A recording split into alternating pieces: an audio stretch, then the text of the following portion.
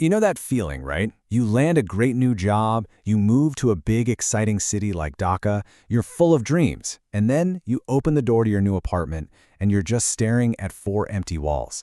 It's a huge disconnect, and that's exactly what we're going to get into today, this whole modern renter's dilemma.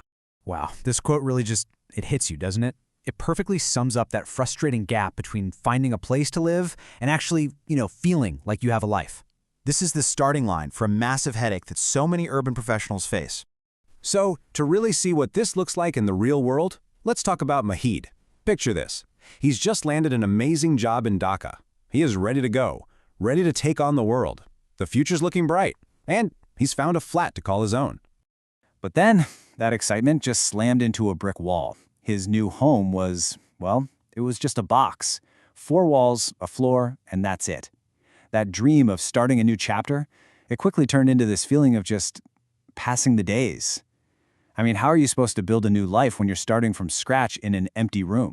And look, Mahid's story isn't some rare exception. This is the reality for tons of renters in big cities like Dhaka and Chattogram. The real battle isn't finding the flat, it's the absolute mountain of work that starts the second you get those keys in your hand. Just think about it for a second. Finding furniture alone can burn up to a month of your life, and it's super stressful.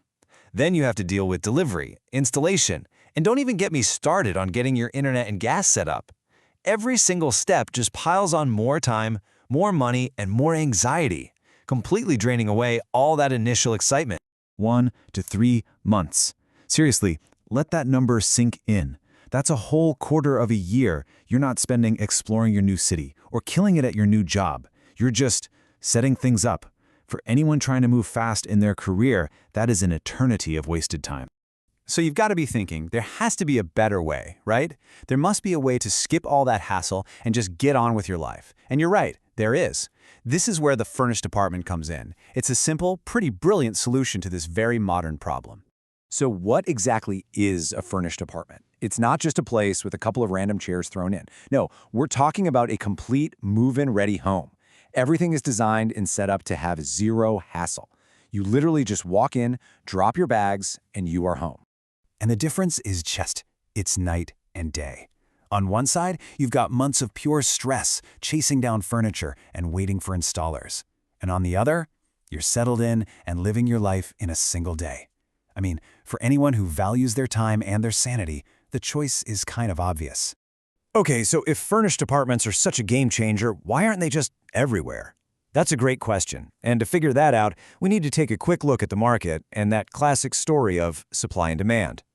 Right now, the rental market is definitely still dominated by old-school unfurnished places. But look at this, there's a really significant and growing piece of the pie for people who want fully furnished homes. The demand for pure convenience is real, and it is absolutely on the rise.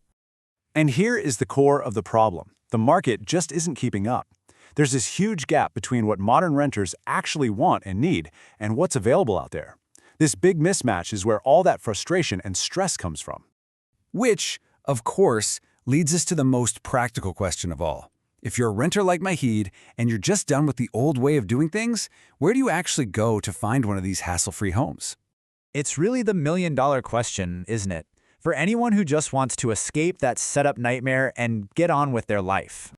Well, the answer is starting to pop up with a new wave of services designed to fill exactly that market gap.